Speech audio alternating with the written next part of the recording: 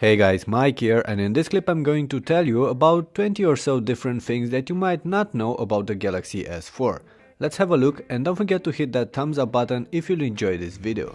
Alright, for starters, out of the box, the Galaxy S4 comes with all sorts of sounds activated, and the one you're getting each time you're hitting the screen and performing an action is extremely annoying. Here's how you can remove it. Next, this is how you can easily mute an incoming call. There are two ways to do that. Cover the phone with your entire hand or flip the phone upside down. But first, you'll have to make sure these two options are ticked in the settings.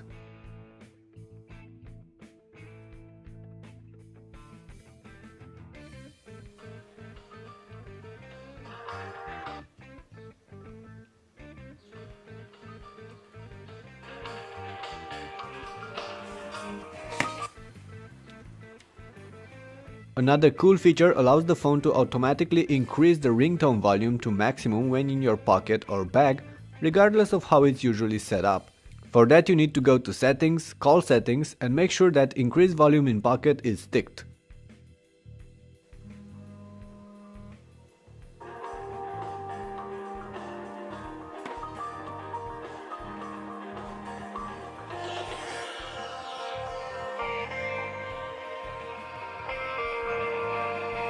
Smart Stay is another nice feature, and it allows the phone to detect when you're looking at it and never turn off the screen while you're using it, regardless of the screen's default settings.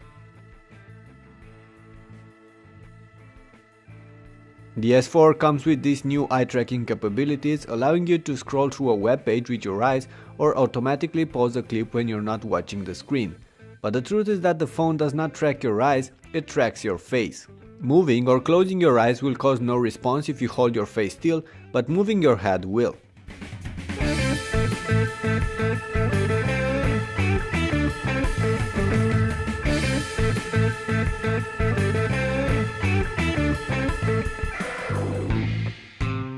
Multi-window is a cool feature on the S4, and it allows you to run two apps at the same time in a split-screen environment. It only works with a limited selection of apps, but now you can finally listen to music playing from YouTube while browsing on an Android device, and to be frank, I've been waiting for that for so long. Use most of the time. It's a 13-megapixel camera with an f2.2 lens plus 1080p video, of course. However, there's a rather narrow field of view on this lens, narrower than I was expecting from a modern handset. Anyway, the pics and clips coming out of Unlike other AMOLED screens, the one bundled on the Galaxy S4 comes with an RGB mode that should display colors in a more natural, less saturated way. You can activate this mode by going to Settings, Display, Screen Mode, and select Professional Photo.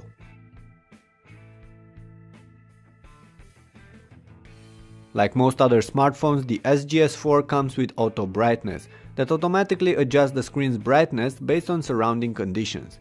However, the S4 also allows you to tweak the auto brightness settings to a lower or a higher overall brightness level, based on your preference. This way, you will have to use the manual brightness settings less often. By default, the menu and back controls flanking the home button on the S4 turn on for a second or so when used, but you can change that. Go to Settings, Display, and play with the options under Touch Key Light settings.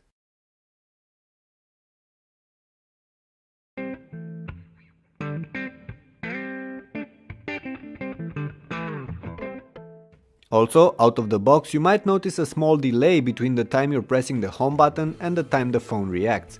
You can get rid of this lag by deactivating its S-Voice launch function. Open S-Voice, tap the menu button, hit Settings, and deselect it from here. The phone will get noticeably faster after that.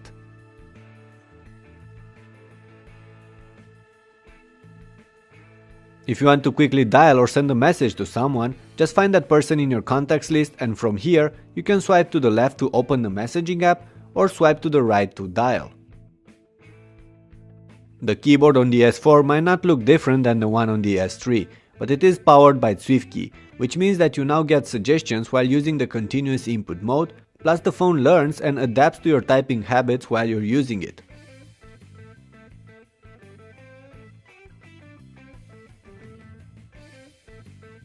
Also out of the box, the lock screen on the Galaxy S4 is quite simple and contains no quick launch icons and no widgets, but you can add those from the settings if you want to. One quick note though, after adding widgets, I noticed that the phone would take longer to open the lock screen after pressing the power button, so I ended up only using those icons on the bottom.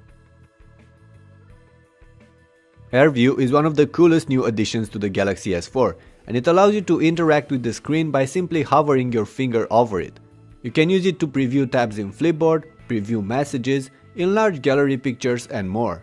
It needs to be activated from the settings, and you can easily tap it on from the list of quick toggles.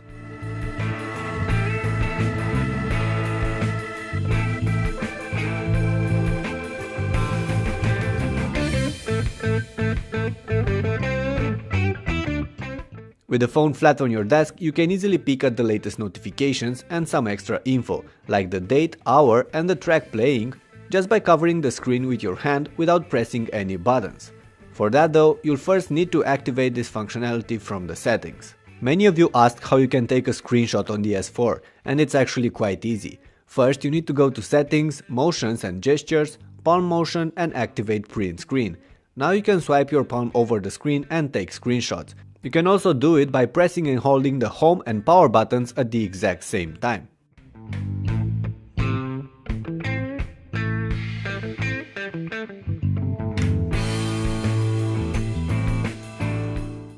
If you want to turn off the camera's shutter sound, there's a simple but rather stupid mode of doing that. You need to put the phone on mute, not on vibrations, on mute, and this way that annoying shutter sound will be gone.